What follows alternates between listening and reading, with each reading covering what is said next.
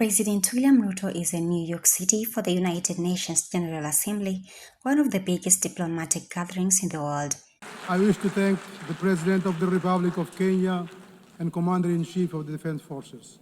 But let's be clear, this is not a holiday. It's where leaders meet, pitch their countries, and shape the future of the world. And this year, Kenya is showing up strong. Madam President, you can count on Kenya's full support throughout your tenure as you steer the Assembly into the future. So what exactly is Ruto doing in New York? First, he's pushing for global reforms. He wants financial systems to be fair, Africa to have a stronger voice at the UN, and equal access to development funding. The global standard collapsed 5 decades ago, and Europe has long since been rebuilt. Yet, the governance of these institutions has not kept pace with needs of a multipolar world, especially the needs of poor and developing nations. The mismatch between shareholders and stakeholders has become starkly visible. For instance, during the IMF's recent allocation of special drawing rights, 64% went to wealthy nations. Just imagine, 64%.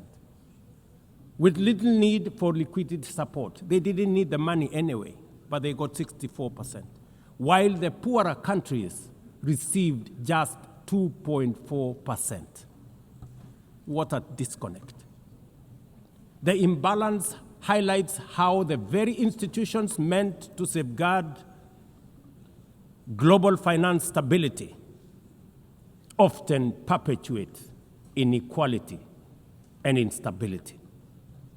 I have argued, and I say it again, that the current global financial architecture punishes poor countries with high interest rates and enormous conditionalities while rewarding rich nations with lower interest rates and softer lending rates. Its rules, priorities, and allocation mechanisms consistently favor those already prosperous, while trapping vulnerable economies in cycles of debt, high borrowing costs, and inadequate access to emergency support and concessional funding. In his words, we are not asking for charity, we are asking for fairness. He has further had meetings with big investors, from Fortune 500 CEOs to global tech giants. His speech, Kenya is Africa's business hub. Last year alone, Kenya exported goods worth over $600 million to the US under AGOA. The creative economy was also not left behind in this.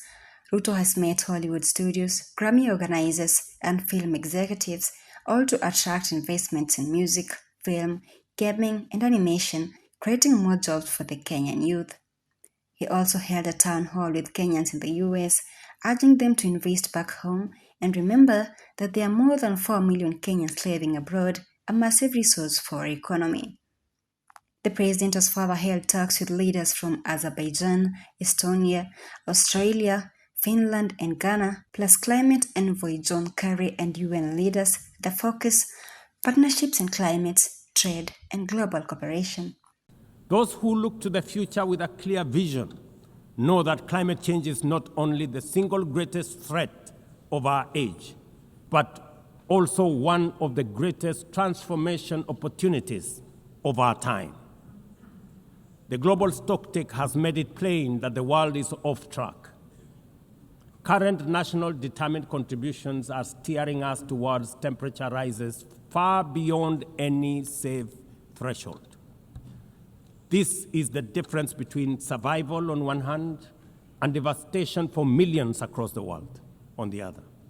Kenya and Africa are not passive victims of this crisis.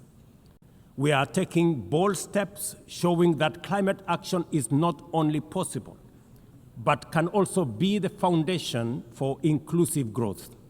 Ruto is pushing for a 5-year extension of the deal and even a stronger Kenya-US trade agreement. If successful, this could unlock billions in trade and thousands of new jobs. So why does all this matter? Because these ain't just meetings. They're about investments, jobs, visibility, and putting Kenya at the center of global conversations.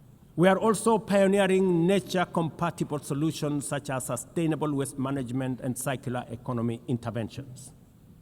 Africa, too, is uniting its voice.